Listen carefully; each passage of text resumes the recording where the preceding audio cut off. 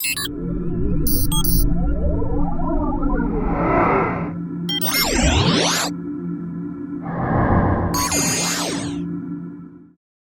the skies above our heads, humanity's titanic geopolitical superpowers are yet again duking it out for supremacy among the stars. Only this time, unlike the 1960s, there's 3 of them. Or is there? It's complicated. Join us today as we helmet up and examine the new space race unfolding right now between the US, China, and Russia. What you might call the old school or classic space race started in the 1950s, peaked during the 60s, and petered out by the mid-70s. It was, to be sure, an unofficial race. Nobody waved a novelty green flag to set things off. But the 2 largest economic and technological powers of the day, the United States of America and the Soviet Union, fought bitterly to be the first to make meaningful headway into the cosmos. Their achievements are legendary, not least phenomenal feats like putting the first human in orbit. That was the Soviets, and the first footprint on the moon by an American. Astonishing technical and logistical accomplishments in their own right, these landmark events also signaled power, dominance, and prestige. It's important to understand they were very deliberately intended to illustrate the effectiveness of each competent's economic might and their respective systems of government. Broadly, communism on the Soviet side and liberal democratic capitalism from the States. The desire to prove not just technical but ideological superiority over their foes drove both sides towards literal greatness. So let's flash forward to today. Who's even participating in the race for space in 2021? And is it even a race? The most striking difference between the classic space race and today is the entrance to the fold of China. The People's Republic is undeniably a superpower in terrestrial terms, but only put its first astronaut into orbit in 2003. Owing to the secretive nature of the Chinese government, figures on investment are hard to come by. But it's reckoned by even the more generous in-the-know estimates that China spends at most a quarter of what the US budgets for space. Still, it's doing some pretty interesting stuff up there. Take Beidou, China's satellite navigational array and main rival to America's heretofore dominant GPS system. Last summer, the 55th and final Beidou satellite was put into orbit, making the array fully functional. This independence from the American system matters a lot, in that it enables the People's Republic to be independent in everything from fast food delivery navigation to missile launches. As part of China's expansionist Belt and Road Initiative, other nations like Brunei and Pakistan are now choosing Beidou over GPS, a powerful illustration of modern imperialism in action. Oh, and experts say it's 20 centimeters more accurate than GPS, which is used for both military and civil applications. If all that seems a little bland and arcane, it actually isn't, but anyway, China is also carrying out more than its share of grandstanding space missions. In 2019, it placed a rover on the dark side of the moon, a feat lavishly praised by NASA as a first for humanity and an impressive accomplishment. China's Chang'e 5 mission recently returned to Earth with rock samples, something not done by anybody since the 1970s.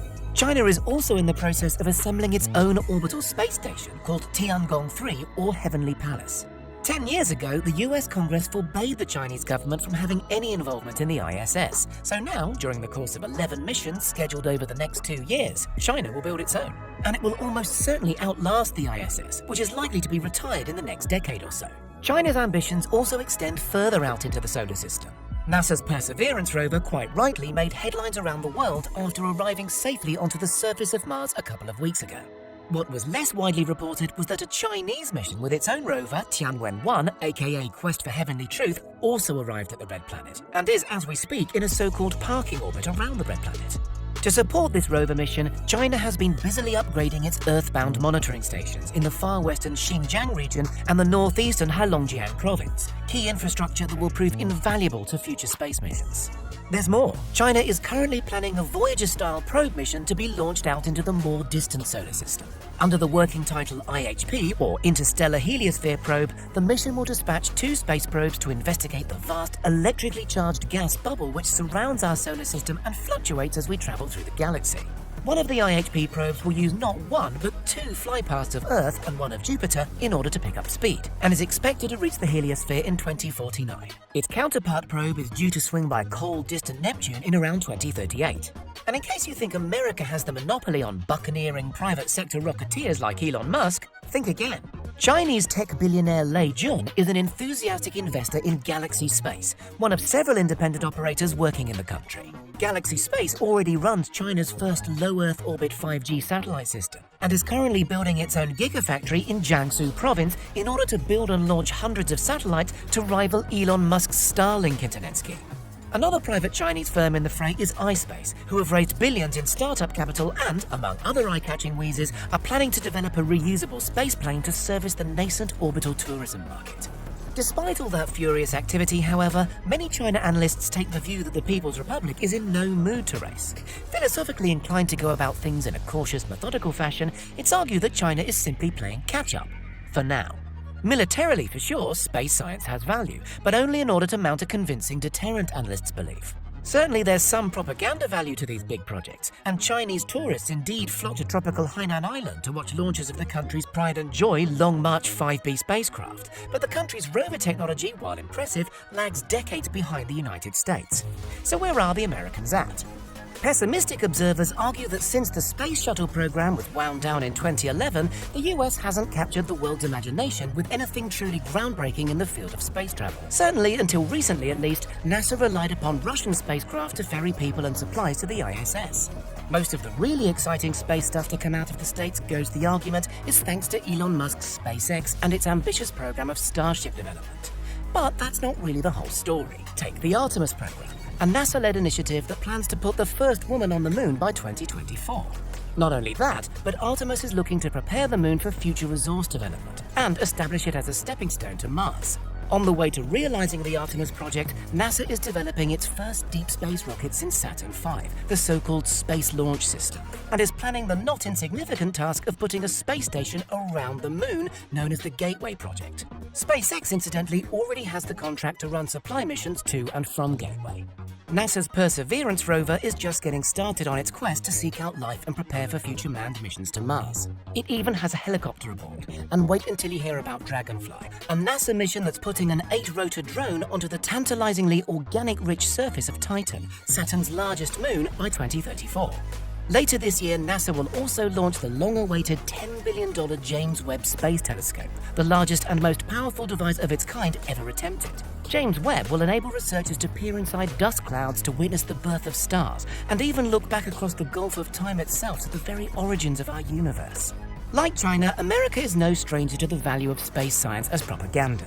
The Trump administration's Space Force initiative was calculated to send a militant message to international upstarts. And while the precise role of Space Force is unclear, its quasi-military status comes uncomfortably close to saber-rattling in some observers' eyes. More benignly, NASA last year unveiled its so-called Artemis Accords, a proposed international agreement that seeks to divvy up territory and resources on the moon in a fair and transparent fashion. China, for its part, hasn't signed on, with some in the Chinese media referring to the Accords as driven by a political agenda of moon colonization. Dmitry Rogozin, who heads up Russia's Roscosmos space agency, described America's initiation of the Accords as akin to an invasion, which leads us nicely to Russia. Until recently, Russia was an indisputable world leader in space, providing exclusive transport to the ISS and even collaborating with China on missions to Mars. However, Elon Musk's SpaceX has since shown it can do the ISS run for less outlay than the eye-watering $80 million a seat fee charged to NASA by Roscosmos. In fact, a reused Falcon 9 only costs NASA $50 million. And sadly, Russia's high-profile joint venture with China, hoping to get a rover to Mars some years ago, failed on the launch pad. Despite a hardening in terrestrial relations between Russia and America during recent years, over issues from the conflict in Syria to US election interference, the two nations have collaborated amicably when it comes to space. However, a newly energized NASA, spurred on by the Trump budget increase, and Russian space supremo Dmitry Rogozin's griping over the Artemis records, suggests a cooling of the Entente.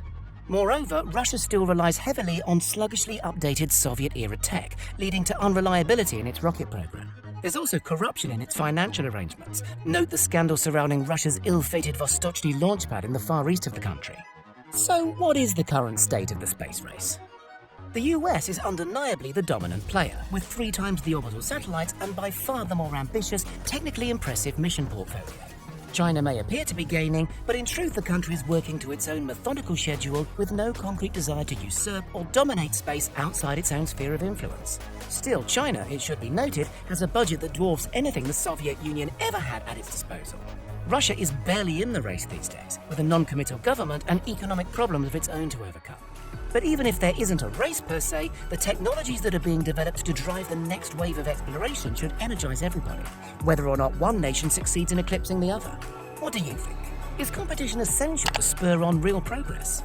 What upcoming mission are you most excited about? Let us know in the comments, and please don't forget to subscribe for more out-of-this-world tech content.